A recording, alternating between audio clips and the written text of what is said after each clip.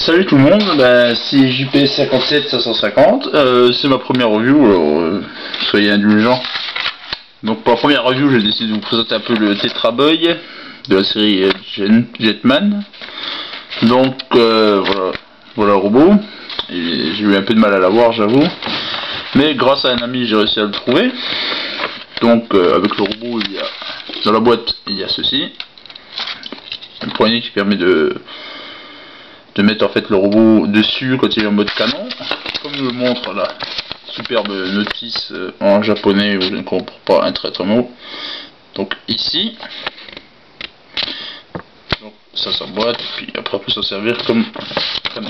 Par contre c'est pas terrible avec la lumière qui traverse. J'avoue, voilà, c'est déjà beaucoup mieux. Voilà, donc ça s'emboîte sur des crochets à l'arrière du robot. Voilà, donc au niveau du robot, en fait les bras sont hyper mobiles, un peu comme de la série. C'était un robot pour le combat rapproché. Et il était complètement autonome, contrairement aux Icarus et Garuda qui avaient besoin des 5 pilotes. Enfin 3 pour le Garuda à son arrivée dans la série. L'épisode de, si je ne dis pas de bêtises, 24 je crois. Donc au niveau du robot lui-même, il est plutôt pas mal réussi. Il est assez ressemblant à la série. On voit une petite ville derrière. Bon, derrière c'est toujours pareil, hein. C'est un peu cache-misère. Voilà. Donc les points peuvent s'enlever pour le mode canon.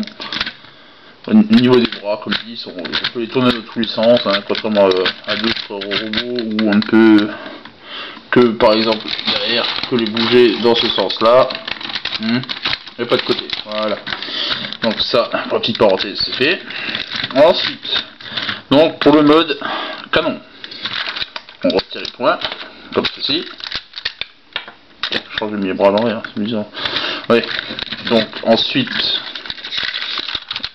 on a un clip ici et ici. En fait on va pivoter l'avant du robot comme ceci. Vous voyez, on va remettre la petite plaque grise. Bon, ça on peut le faire plus tard, hein, c'est pas gênant.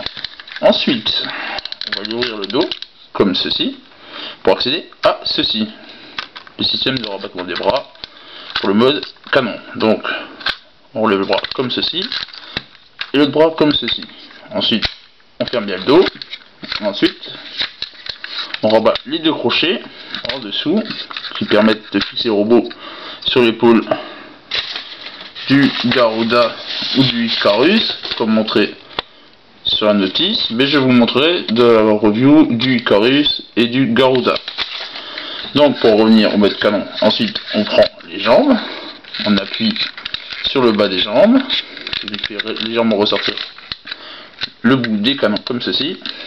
Ensuite on rabat vers le haut et le voilà en mode canon. Pardon, le voilà en mode canon. Donc il se fixe comme ceci sur l'épaule du Garuda ou du Icarus. Et donc la petite pièce bleue qu'on a vue tout à l'heure, ici, elle s'emboîte simplement là-dessus. Mais je ne la mettrai pas parce qu'on a mal de chien à l'enlever quand on veut le remettre en position robot. Et donc la position robot, c'est tac tac tac tac tac, on ouvre le dos, tac tac tac tac et tac. Voilà, donc c'est une transformation super rapide, un peu comme dans le film quoi. Bon sur ce, soyez indulgents, c'est ma première review comme dit plus tôt. Donc voilà, j'espère en faire d'autres. Alors laissez-moi éventuellement un commentaire si ça vous a plu. Voilà quoi. Allez, bonne soirée tout le monde, à plus, ciao.